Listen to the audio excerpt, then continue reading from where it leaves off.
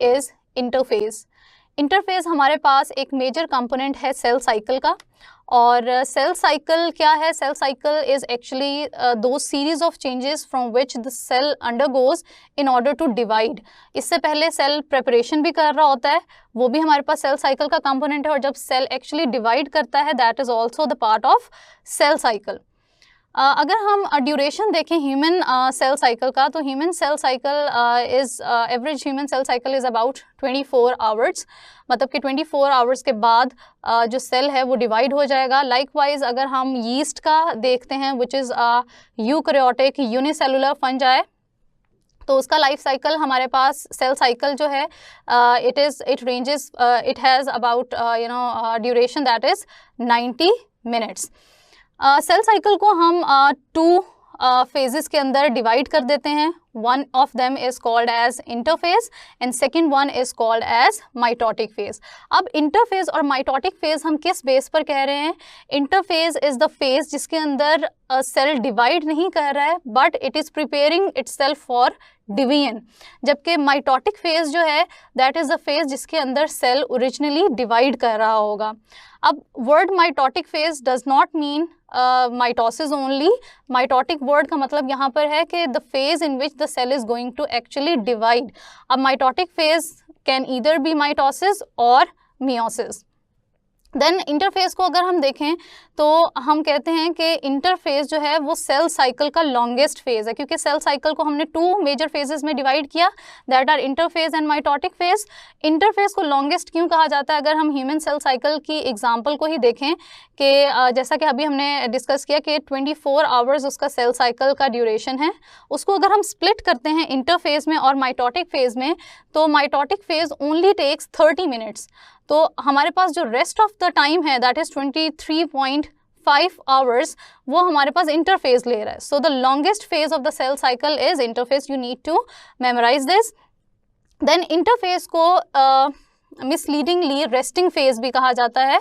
Resting phase इसको इसलिए नहीं कहा जाता कि इसके अंदर सेल जो है वो कोई एक्टिविटी परफॉर्म नहीं कर रहा, जबकि ये इंटरफेस के अंदर सेल के अंदर बहुत सारी मेटाबॉलिक एक्टिविटीज़ चल रही होती हैं। हम इसको डिस्कस भी करेंगे। और इसलिए इसको रेस्टिंग फेज कहा जा रहा होता है क्योंकि सेल जो है वो डिवाइड नहीं कर रहा है। अदरवाइज मेटाबॉलिक एक्टिविटीज़ इसके अंदर बहुत ज़्यादा एक्सट्रीमली हाई रेट पर जो है वो प्रोसीड कर रही होती हैं। देन हम इंटरफेस को फर्दर डिवाइड कर देते हैं into 3 sub stages. The first one is called as the G1 phase which is also called as the gap 1 phase। और gap 1 phase हमारे पास जो है इसके लिए एक और नेम जो यूज़ होता है, that is called as the post mitotic phase, कि ये माइटोसिस के बाद माइटोटिक फेज मतलब कि डिवीजन के बाद अगर सेल ने दोबारा से सेल साइकिल के अंदर एंटर होना है तो वो G1 में एंटर होगा। देन हमारे पास सेकेंड फेज इंटरफेस का जो है, that is called as the S phase. S phase के अंदर सेल जो है वो सिंथेसाइज करता है डीएनए, जिसकी वजह से इसको सिंथेसिस फेज या एस फेज कहा जाता है। थर्ड फेज हमारे पास जो है, that is called as the G2 phase या gap 2 phase, which is called as the pre mitotic phase. मतलब कि डिवीजन के फेज से पहले, just before the dividing phase, ये हमारे पास गैप 2 फेज जो है ये एग्जिस्ट करता है। इसके अलावा हमारे पास एक और फेज़ है which is called as the G0 phase. ये सेल साइकिल का हम इसको फेज़ कंसिडर नहीं करते। वी से कि हमारे पास अगर किसी सेल ने सेल साइकिल को लीव करना है और तो वो जो हमारे पास सेल होगा वो G0 फेज़ के अंदर एंटर हो जाएगा। अब यहाँ पर हम कुछ G0 के रेफरेंस से डिटेल्स को डिस्कस करेंगे। लेट्स से हमने कहा, let's say this I stands for interphase and M would stand for the mitotic phase। Cell हमेशा डिवाइड करने से पहले इंटरफेज में जाएगा क्योंकि ये प्रेपरेटरी फेज है, सेल ने खुद को डिवीजन से पहले प्रिपेयर करना है। और उसके बाद the cell will enter into mitotic phase which can either be mitosis और मियोसिस। इसी तरह से अगर इस सेल ने डिवाइड होने के बाद दोबारा से डिवाइड होना चाहता है, अगेन उसको प्रेपरेटरी फेज में इंटरफेज में एंटर होना पड़ेगा। एंड अगेन अगर उसने इंटरफेज में जैसे एंटर होगा तो इंटरफेज के बाद माइटोटिक फेज में वो दोबारा से डिवाइड कर जाएगा। ये तो है हमारे पास नॉर्मल जो साइकिल चल रहा होता है।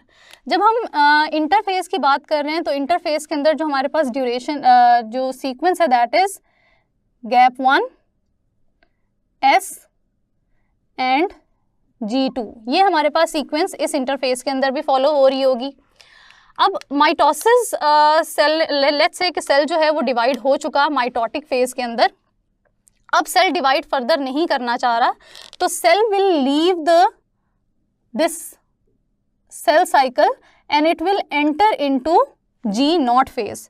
अब G0 फेज के अंदर सेल जो है वो फर्दर डिवाइड या प्रोलिफरेट या उसका नंबर इंक्रीज नहीं कर रहा होता है। हमारे पास कुछ सेल्स हैं जो कुछ वीक्स या कुछ डेज के लिए G0 फेज में रहते हैं। There are certain cells which permanently stay in this G0 phase. वो सेल्स जो हमेशा throughout the life once we mature, afterwards those cell enter into G0 phase and they never divide throughout the lifetime, and those cells include nerve cells, उसके अंदर हमारे पास आ जाते हैं which are neurons. Then हमारे पास muscle fibres आ जाते हैं, muscle के जो हमारे पास सेल्स हैं वो भी डिवाइड नहीं करते हैं। इसी तरह से आई लेंस के सेल्स हैं जो परमानेंटली G0 फेज के अंदर चले जाते हैं। इसीलिए हमारे पास अगर कोई इंजरी हो और हमारा नर्वस टिश्यू न्यूरॉन्स डैमेज हो जाए तो loss of sensation can occur in that particular part, क्योंकि अगर वो न्यूरॉन डैमेज हो गया तो obviously it is not going to proliferate and increase in number further, provided कि उसकी सेल बॉडी इंटैक्ट हो। अगेन सेल बॉडी अगर इंटैक्ट है तो न्यूरॉन रीजनरेट कर रहा होता है, proliferate नहीं कर रहा होता। देन अगर हमारे पास सेल जो है वो रेस्टिंग फेज को छोड़ के वापस से डिवाइड करना चाह रहे हैं, इस G0 फेज को छोड़ के again it wants to divide. जिस तरह लेट्स से कि हमें कोई एपिथेलियल सेल की इंजरी हो गई, certain cells got damaged, now our body wants to repair the body और वो नए सेल्स बनाना चाह रही है। सो वो वाले हमारे पास जो एपिडर्मल सेल्स होंगे they will leave the G0 phase and they will again enter into the interphase के अंदर एंटर हो जाएंगे, और जैसे वो इंटरफेज में एंटर होंगे ultimately they will divide. So this is all about the what do we call it about the G0 phase. Now we will see one by one we will discuss these phases in detail. So let's discuss first gap 1 phase. हमारे पास gap 1 phase आ जाता है which is called as the gap 1 phase या G1 phase. G1 phase को हम post mitotic phase भी कहते हैं, post mitotic phase। और इसका अगर हम ड्यूरेशन देखें, हम ह्यूमन के सेल साइकिल को लेकर चलेंगे फर्दर। अगर हम इसका ड्यूरेशन देखते हैं तो इसका ड्यूरेशन ह्यूमंस के अंदर है अबाउट 9 आवर्स। और हमारे पास जो G1 फेज है it is the phase of high metabolic activity. इसके अंदर हमारे पास सेल सर्टेन एंजाइम्स सिंथेसाइज कर रहा होता है, वो एंजाइम्स जो इसके नेक्स्ट स्टेप जो कि एस फेज है उसके अंदर रेप्लिकेशन के अंदर रिक्वायर्ड होंगे। देन डीएनए बेस्ड यूनिट्स को सेल एक्यूमुलेट कर रहा होता है, क्योंकि नेक्स्ट फेज के अंदर डीएनए ने सिंथेसाइज होना है इस फेज के अंदर। लाइकवाइज इस फेज के अंदर हमारे पास जो है सेल का साइज बहुत ज़्यादा इंक्रीज हो जाता है। और सेल का साइज क्यों इंक्रीज हो रहा है? क्योंकि उसके अंदर new things are synthesise like enzymes and new things are accumulated like DNA based units, and in order to accommodate all those things the overall cell size increases.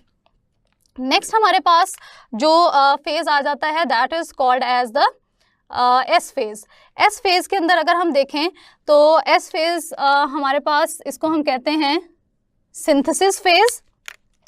S phase is called as the synthesis phase, जिसके अंदर हमारे पास cell जो है वो synthesise कर रहा होता है डीएनए को और अपना जो क्रोमोसोम है उनको रेप्लिकेट कर रहा होता है। एस फेज का ड्यूरेशन अगर हम देखें ह्यूमंस के केस के अंदर तो एस फेज का ड्यूरेशन इज़ अबाउट 10 आवर्स। तो अगर ये क्वेश्चन पूछा जाए कि ह्यूमंस के सेल साइकिल के अंदर इंटरफेज के अंदर सबसे लॉन्गेस्ट फेज कौन सा है, तो ह्यूमन के सेल साइकिल के इंटरफेज में सबसे लॉन्गेस्ट फेज जो है हमारे पास वो एस फेज है, जो कि 10 आवर्स का है। अब एस फेज हमारे पास कहाँ कहाँ लाए करता है? एस फेज माइटोसिस के इंटरफेज में प्रेजेंट होता है हमारे पास, और मियोसिस 1 के इंटरफेज के अंदर प्रेजेंट होता है, जबकि मियोसिस 2 के इंटरफेज में इट इज़ नॉट प्रेजेंट। अब यहाँ पर एस फेज़ को अंडरस्टैंड करने के लिए हमें कुछ कॉन्सेप्ट्स को डेवलप करते हैं। फर्स्ट कॉन्सेप्ट जो हम यहाँ पर डिस्कस करने लगे हैं दैट इज़ कि एस फेज़ के अंदर जो जेनेटिक मटीरियल होता है it is in the form of chromatin network. Chromatin network क्या है? ये अनकंडेंस्ड क्रोमोसोम की फॉर्म है, और अनकंडेंस्ड इसीलिए है ताकि इस फेज़ के अंदर सेल जो है वो अपने डीएनए को रेप्लिकेट कर सके। और आप ये चीज़ भी यहाँ पर आपने याद रखनी है कि हम इंटरफेस के दौरान क्रोमोसोम्स को विजुअलाइज नहीं कर सकते।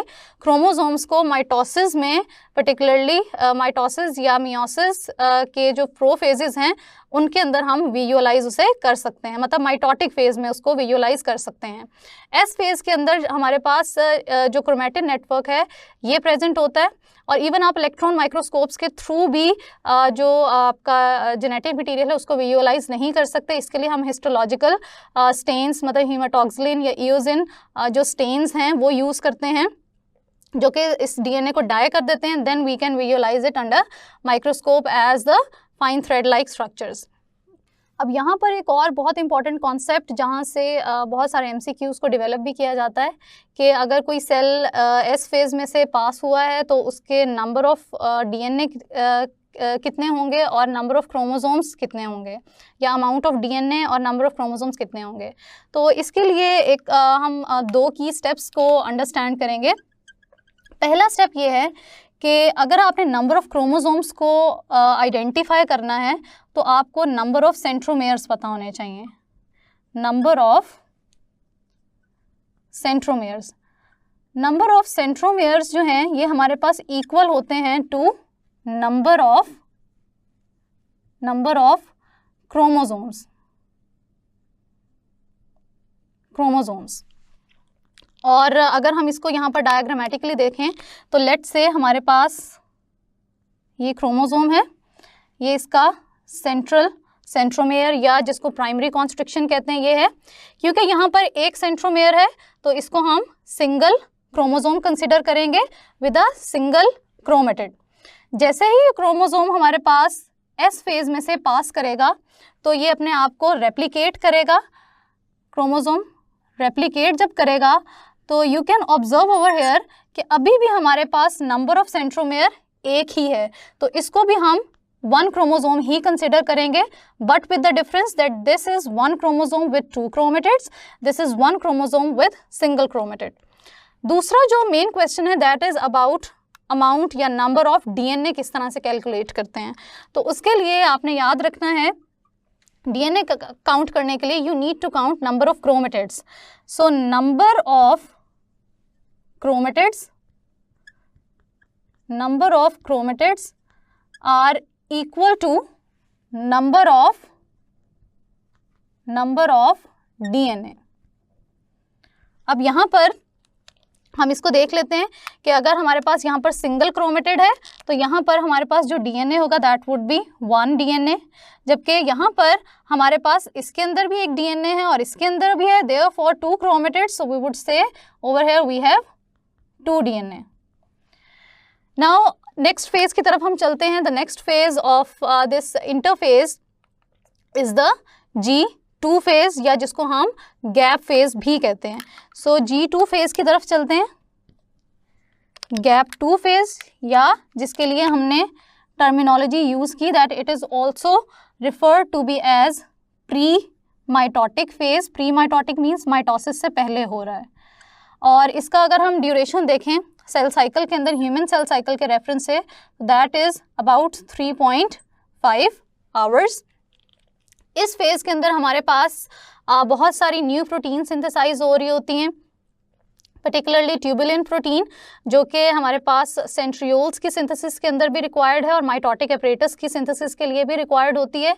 देन यहाँ पर हमारे पास न्यूक्लिक एसिड भी सिंथेसाइज किया जा रहा है, that is RNA mitotic apparatus, मतलब स्पिंडल फॉर्मेशन के अंदर हमारे पास जो माइटोटिक एपरेटस है, स्पिंडल्स हैं या एस्ट्रल माइक्रोट्यूब्यूल्स हैं, उनकी सिंथेसिस के अंदर रिक्वायर्ड होंगे।